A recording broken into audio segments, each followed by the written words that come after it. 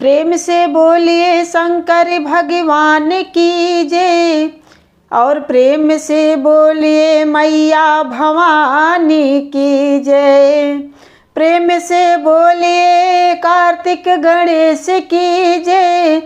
एक बार प्रेम से बोलिए सच्चे दरबार की जय।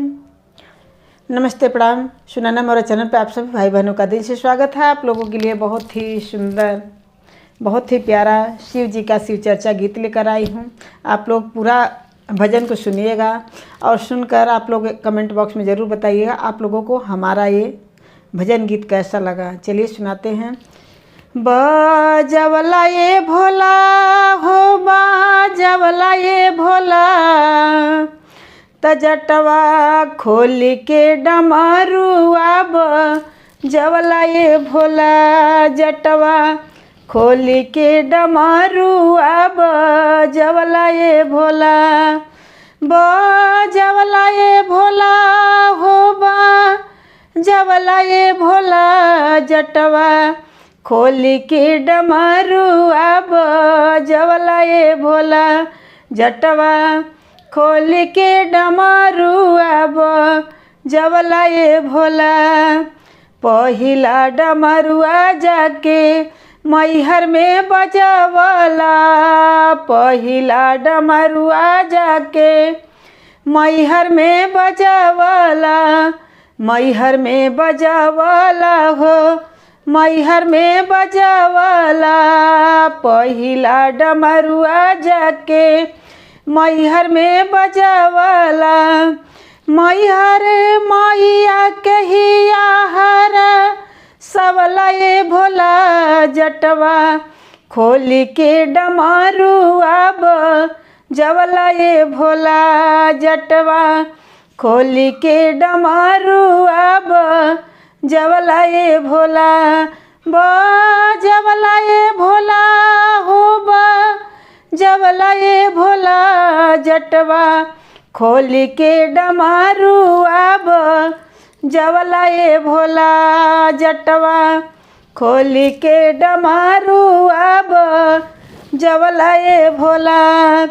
दूसरा डमरुआ कलकत्ता में बजवला, दूसरा डमरुआ कलकत्ता में बजवला, कलकत्ता में बजवला, कलकत्ता में बजवला। काली मैया कहिया हर सबला ये भोला, जटवा खोल के डमरुआ बजवला ये भोला, जटवा खोल के डमरुआ बजवला ये भोला। बजवला ये भोला हो, बजवला ये भोला, जटवा खोल के डमरुआ बजवला ये भोला, जटवा खोल के डमरुआ बजवला ये भोला। तीसरा डमरुआ विंध्याचल में बजवला, तीसरा डमरुआ विंध्याचल में बजवला, विंध्याचल में बजवला, विंध्याचल में बजवला। विंध्याचल मैया कहिया हर सबला ये भोला, जटवा खोल के डमरुआ बजवला ये भोला, जटवा खोल के डमरुआ बजवला ये भोला। बजवला ये भोला हो, बजवला ये भोला, जटवा खोल के डमरुआ बजवला ये भोला, जटवा खोल के डमरुआ बजवला ये भोला। चौथा डमरुआ के पटन में बजवला, चौथा डमरुआ के पटन में बजवला, पटन में बजवला हो, पटन में बजवला। चौथा डमरुआ के पटन में बजावला।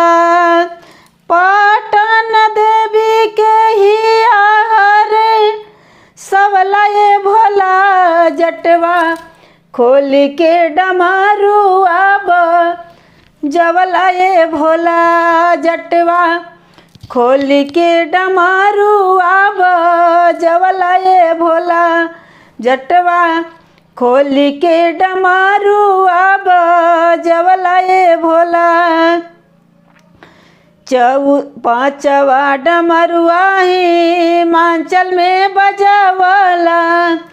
पांचवा डमरुआ हिमाचल में बजावला। हिमाचल में बजावला। हिमाचल में बजावला। गौरा मैया के ही आहर सबला ये भोला जटवा खोल के डमरुआ जवला ये भोला जटवा खोल के डमरुआ जवला ये भोला जटवा खोल के डमरुआ जवला ये भोला। जवला ये भोला हो जवला ये भोला जटवा खोल के डमरुआ जवला ये भोला जटवा खोल के डमरुआ जवला ये भोला जटवा खोल के डमरुआ जवला ये भोला जटवा खोल के डमरुआ जवला ये भोला।